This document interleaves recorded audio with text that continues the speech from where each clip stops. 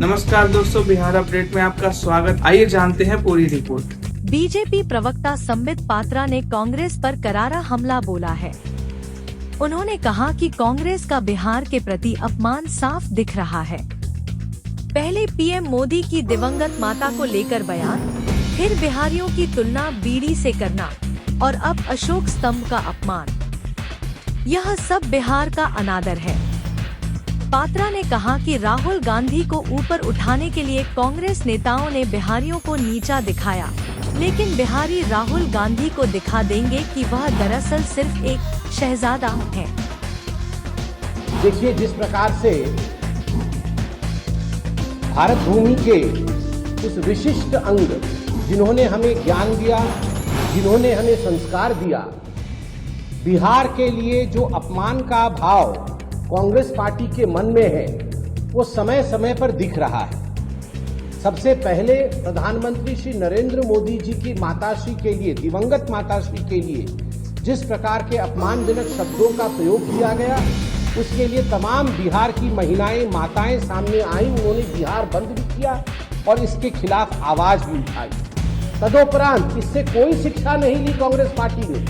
Congress party ने अपने official Twitter handle से बिहारियों को बीड़ी से कंपेयर कर दिया और सिन प्रोडक्ट जीएसटी के समय जो 40% कैटेगरी में रहते हैं, जिसको सिन प्रोडक्ट कहा जाता है, पापी कहा जाता है हिंदी में, बिहारियों को बीड़ी से कंपेयर करके एक तरह से पापी कहा गया।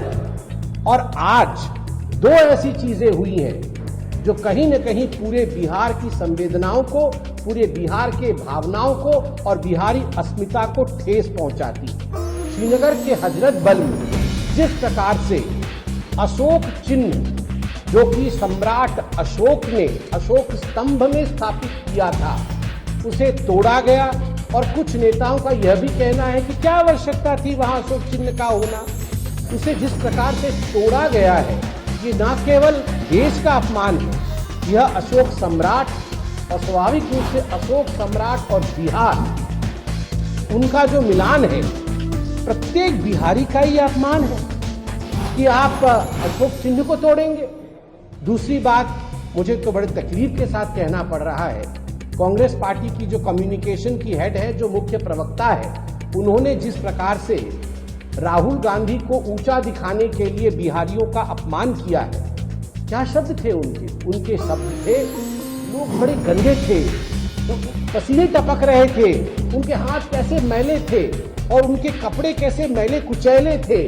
और वो भी आते थे तो राहुल गांधी उनसे हाथ मिला लेते थे, हिचकते नहीं थे, हाथ मिलाकर हाथ धोते भी नहीं थे। और कभी कभी ये लोग राहुल गांधी से गले मिलते थे तो राहुल गांधी गले भी मिल लेते थे।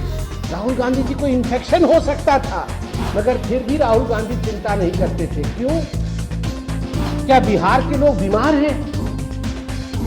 क्या बिहार के लोग किसी रोग से ग्रसित हैं जो अगर राहुल गांधी से वो हाथ मिला लेंगे, राहुल गांधी से गले लग लेंगे तो राहुल गांधी को बीमारी फैल जाएगी और बार बार उन्हें हाथ धोने की आवश्यकता है? ये जो एंटाइटल्ड राजकुमार और शहजादे हैं, उनको ऐसे ही लगता है कि यदि हम पसीने से तरबतर, बिहारी पसीने से तरबतर है क्योंकि बिहारी स्वाभिमानी है, मेहनत की कमाता है।